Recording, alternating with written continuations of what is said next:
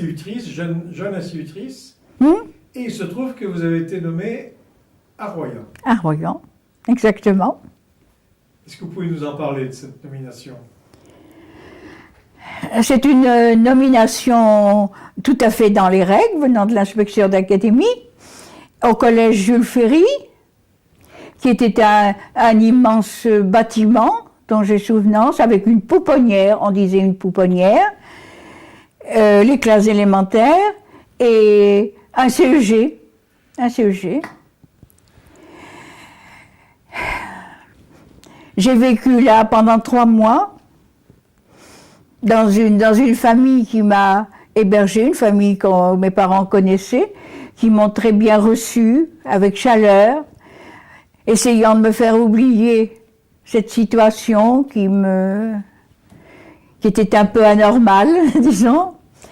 Et j'ai eu des moments de satisfaction avec eux, mais aussi des moments, disons, assez pénibles. J'avais 20 ans et il a fallu se débrouiller seul. Et vous n'aviez pas de papier? Et je n'avais pas de papier, c'est-à-dire que j'avais un papier venant de la mairie de Pont qui me changeait d'adresse. J'étais adresse 12 avenue Étoile de la Mer, rue Étoile de la Mer. Je n'avais pas de papier, mais en arrivant à la gare de Royan, en débarquant, la feldgendarmerie était là. Elle m'a dit, il faut que vous veniez à la feldgendarmerie pour avoir des papiers en règle, c'est-à-dire un fameux Ausweis avec un aigle dessus. Ils m'ont... Puis, ils n'ont rien dit sur le moment, mais je sentais très bien que j'étais en faute. Qu'il fallait que j'aille à cette feldgendarmerie à Foncillon. C'était pas tellement la porte à côté, rue Étoile de la Mer. Et ils m'ont dit, vous viendrez chaque semaine, jusqu'à temps que vous obteniez ce fameux papier. J'y suis allée, obéissante, à ce Foncillon, et j'étais très bien reçue par des gradés, dans une maison toute peuplée de bruit de bottes. J'attendais, on n'a pas vos papiers, mais signez.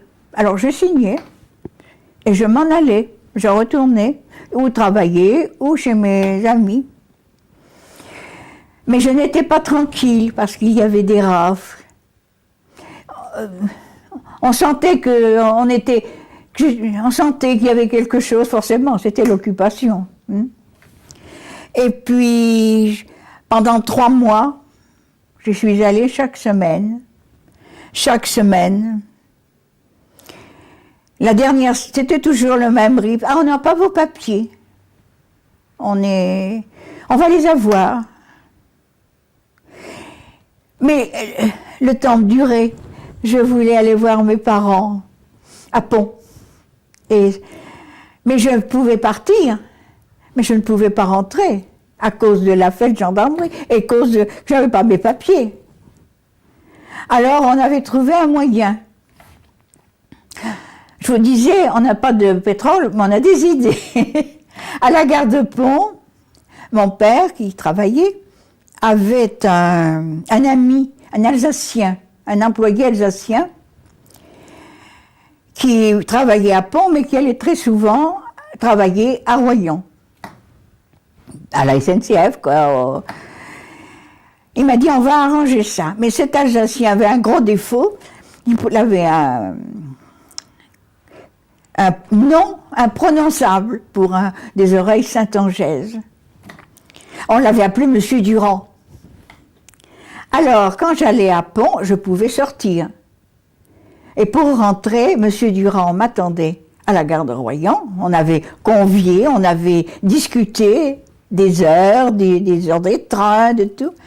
Il m'attendait, et bras dessous, nous allions à la gare des marchandises, parce que Monsieur Durand avait les papiers nécessaires. Et à la gare de marchandises, il n'y avait pas de fête gendarme, il n'y avait pas de rien du tout à la sortie. Et tranquillement, je m'en allais rue Étoile de la Mer. C'était une affaire. Mes parents étaient pas trop tranquilles, mais moi j'étais contente. Et alors j'ai dit merci, Monsieur Durand. Et puis un jour, vous n'avez pas eu le courage de rentrer dans la Oui, fête gendarmerie. alors il fallait bien que j'aille toujours à la fête gendarmerie pour rechercher mon Ausweis. Et je me suis présentée à la porte, j'étais seule. J'ai monté 2 marches et je n'ai pas pu rentrer dans la fête gendarmerie. J'ai été comme tétanisée. J'ai eu peur. J'ai dit, c'est pas possible de cette chose-là, je ne peux plus rentrer. Non pas que j'étais mal reçue à la fête gendarmerie, mais il y avait en moi quelque chose que je n'ai jamais pu expliquer. Je n'ai pas pu rentrer. J'ai été paralysée, j'ai été tétanisée, je n'ai pas pu rentrer. Ah, c'est quelque chose, ça. Il faut... Et alors, le lendemain, je suis allée voir la directrice du collège. Je lui dis, voilà ce qui se passe, je ne veux plus rester. Elle m'a dit, vous avez peut-être raison. Je lui rends un merci à elle aussi. C'était Madame Artus. Elle m'a dit, je fais le nécessaire, par téléphone. Le surlendemain, j'avais mon ordre de mission pour un autre endroit. Et j'étais soulagée de la fête gendarmerie et j'étais peinée de laisser mes amis. À l'école Jules Ferry, un jour, vous avez reçu, tous les enseignants ont reçu une invitation. Oui, une invitation qui n'avait rien de... qui était tout à fait dans l'ordre des choses de l'occupation. C'est-à-dire une invitation pour aller écouter Monsieur Philippe Herriot. Philippe Herriot. Alors, on s'est réunis. Y va-t-on? Y va-t-on pas? J'ai un problème cornélien. Mais on a pesé les conséquences aussi. Et si on n'y va pas, il y aura peut-être des choses qui se passeront. Alors on y est allé. C'était au casino de Foncillon. On a été très bien reçus. Belle salle, plantes vertes, portes ouvertes, mais à chaque porte un soldat en armes. Monsieur Philippe Herriot a fait son petit discours. Porte fermée. On a écouté attentivement. Et puis la séance s'est levée, on est parti.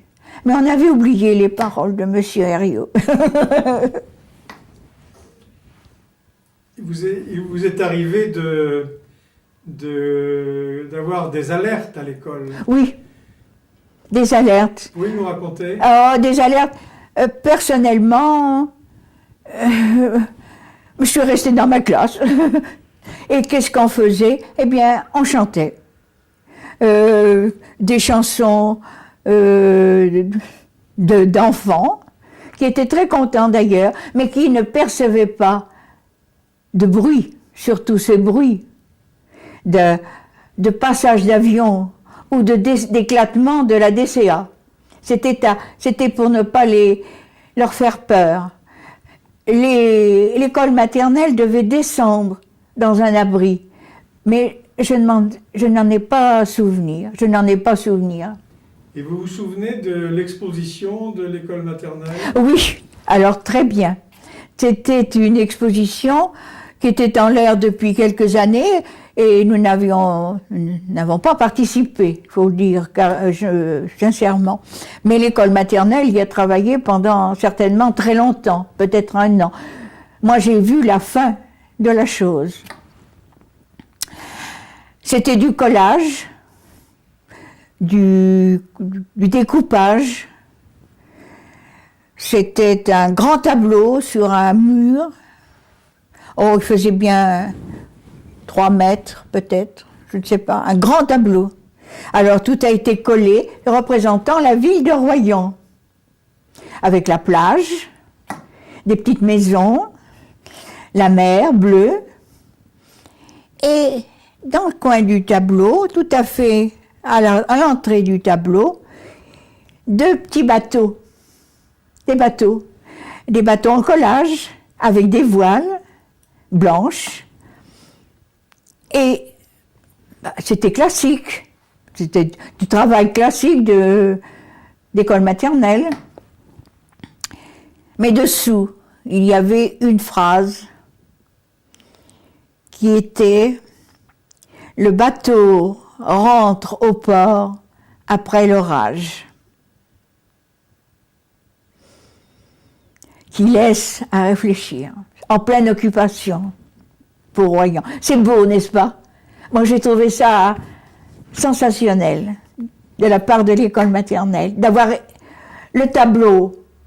C'est classique, mais d'avoir fait cette phrase en bas, c'est quelque chose. Ça m'a bouleversée.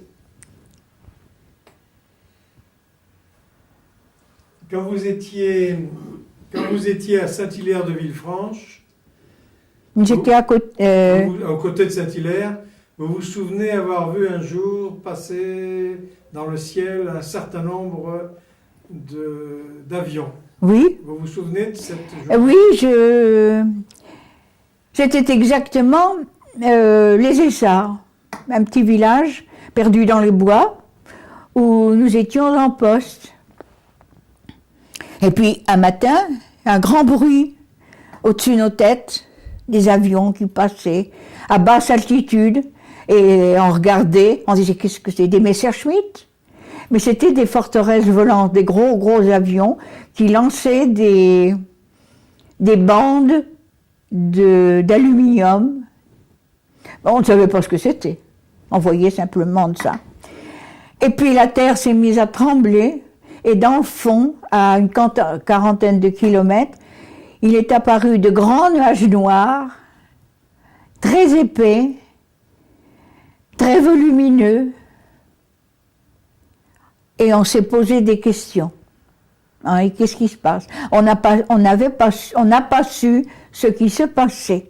Je sais qu'il faisait très froid, donc le bombardement de Royan a eu lieu au mois de janvier, c'était pas le bombardement de Royan, c'était autre chose, c'était, vous m'avez dit, la libération de Royan.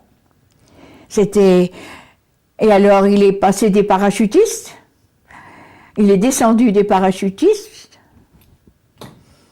il n'avait pas de souci à se faire puisque les Allemands étaient prêts de capituler, et on a récupéré quelques parachutistes, alors que c'était défendu, c'était puni de mort. Ceux qui récupéraient des parachutes, punis de mort. Ça ne brûlait pas, on ne pouvait pas s'en défaire. Il fallait faire attention. Voilà. Quelques photos me sont restées, je les ai conservées précieusement, en souvenir. Elles ont été prises par la personne chez qui j'étais. Et il avait un petit appareil, un Leica, qui mettait dans ses poches ou sur lui, parce que c'était défendu, et toute personne qui avait un appareil photo était punie de mort. J'ai donc 5 photos qui sont toujours là et qui sont pour moi des souvenirs où apparaît Foncillon, le casino de Foncillon, l'hôtel Bellevue, la fameuse Feldgendarmerie avec sa porte, drôle de souvenir, des Allemands qui jouent au football. Et puis, je me promène sur ce qui reste du Remblai, qui peut donner un avis de la mode, du chapeau, qui était un peu excentrique, mais qui était à la mode. C'était la seule fantaisie que l'on se permettait. Avec les semelles de bois qui faisaient beaucoup de bruit et qui étaient très inconfortables.